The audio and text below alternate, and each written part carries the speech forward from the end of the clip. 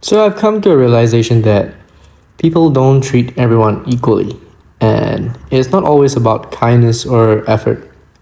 What I've noticed is that three things shape how people see you, how they respond to you, and what you can get away with.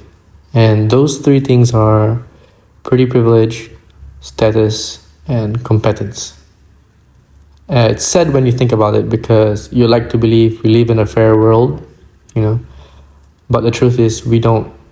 The game is tilted. Some people get chances, forgiveness, and opportunities that others never will, just because of these invisible currencies. The first currency being pretty privilege. This is when someone's appearance changes the way people treat them. Attractive people are often seen as more trustworthy, more competent, even more likable, even when they've done nothing to earn it.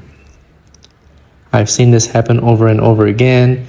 A mistake that might get someone else called out gets overlooked. An average idea gets praised more when it comes from someone attractive. Yeah, it feels unfair, like beauty bends the rules. But the more I think about it, the more I realize while genetics sets a baseline, there are still things within our control, which are our posture, grooming, fitness, and how you carry yourself when you enter a room. You don't necessarily have to look like a model, like Marlon, but when you take care of your body, your style, your hygiene, people do pick up on that.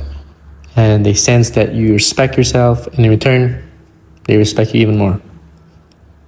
So, yes, pretty privilege does exist, but maybe the lesson isn't to envy people who have it. Maybe it's to maximize what we can control about our presence. So, make sure the way we show up tells the world that I value myself. Now, the second currency is status or reputation. It's about how others perceive your importance. It's not just about being popular, it's about the stories people tell about you when you're not in the room. Reputation spreads faster than you do, and it can either open doors or close them before you even arrive. What I've noticed is how much power associations have. If you are connected to people with influence, some of that influence rubs off on you. If people know you as someone reliable or as someone who's achieved something meaningful, they treat you differently. On the flip side, if your reputation is careless or untrustworthy, even your true skills won't save you. That's why a book by Robert Greene titled The Loss of Human Nature says that reputation must be guarded like your life depends on it. Because in many ways, it does. And I'm thinking about doing a book review about that book too. Still reading it. I have not completed it, but it does talk about human biases and behaviors. So back to the topic, I think about my own life. What do I want people to say when I'm not in the room? Do I want them to think of me as just another coach or as someone who genuinely changes people? Do I want them to see me as someone trying to build clout or someone who actually adds value?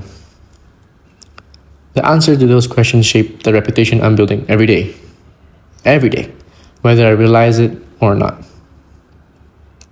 So, status might feel superficial at first glance, but in reality, it's powerful because your reputation walks into the room before you do.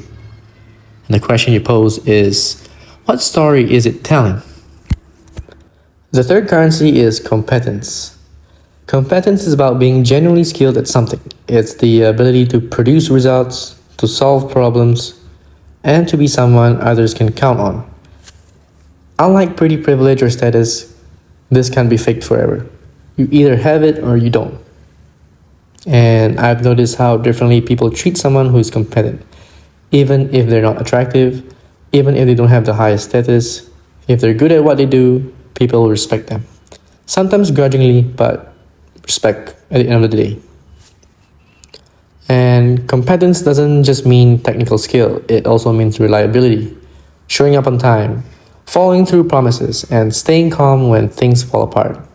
Those small actions compound into kind of an authority that people can't deny. In my own coaching, this is the currency I value the most because when I see an athlete improve, when I see a client hit a goal, it's proof that competence works. It's proof that skill and consistency can change lives. So while looks and status might win short term advantages, competence is what builds long term respect. And in a world where so much is fake, this is the most honest currency of all. And while I'm still reading the book by Robert Greene, it has given me the thought that humans have always been wired this way, to admire beauty, to follow those with status, to depend on those with skill. And at first, I was frustrated, because I am a person that wants to love people, and just this kind of unfair treatment just makes things harder to love and to trust people. Like, why can't we just treat everyone equally? But then it hit me. Resenting the game doesn't change the rules. What does change is learning the rules and then playing them with integrity. So instead of wishing the world was different, maybe the smarter move is to ask, which of these currency do I want to build? And how can I do it without losing myself? This is what I've come to accept, that people will treat you differently based on looks, status, and competence.